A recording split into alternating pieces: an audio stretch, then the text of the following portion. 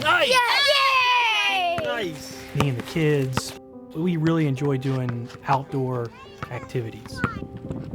So losing the function of my arm was quite the change in lifestyle.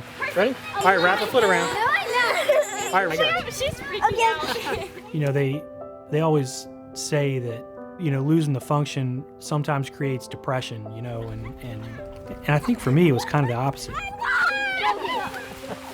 I really looked at it as if there's no way this is going to beat me. The injury happened in 2011. I was riding a motorcycle.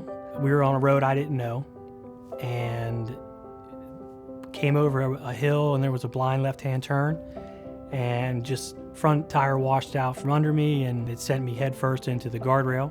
And apparently from the impact to my shoulder and the tilting my head over ended up causing the brachial plexus injury that I have. So I remember that the trauma surgeon in the local hospital in Orlando told me, there's really nothing we can do for you here. And he said, the guy you want to go see is Dr. Peter Murray at the Mayo Clinic in Jacksonville. He's one of the top orthopedic surgeons in the field that is working with brachial plexus injuries. Troy had a lesion that severed all the nerves in his upper limb.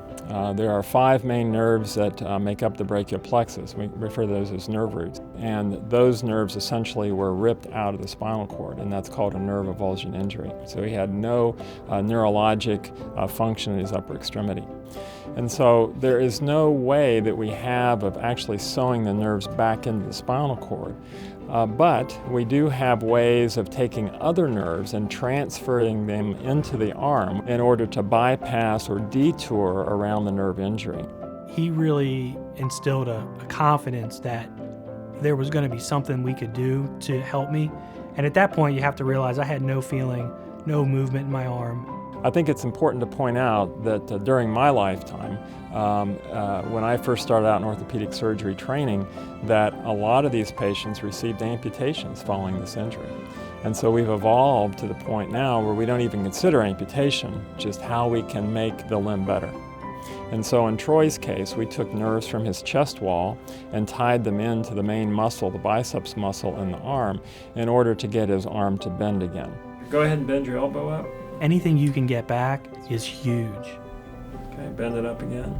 It's been way better than I ever expected.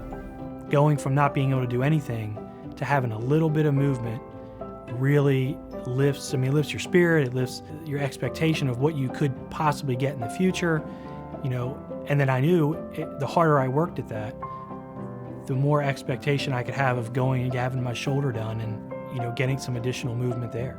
I'm just thrilled for Troy. There's nothing that really brings to me any greater satisfaction than seeing him being able to get back into his community, his ability to return to work, and to just get back to where he was before this happened. I'm proud of my dad. He can do things that we're surprised that he can do even with one arm. We love you, Daddy! I've come just a tremendous way forward through all of Mayo's abilities and, the work that I've obviously put in.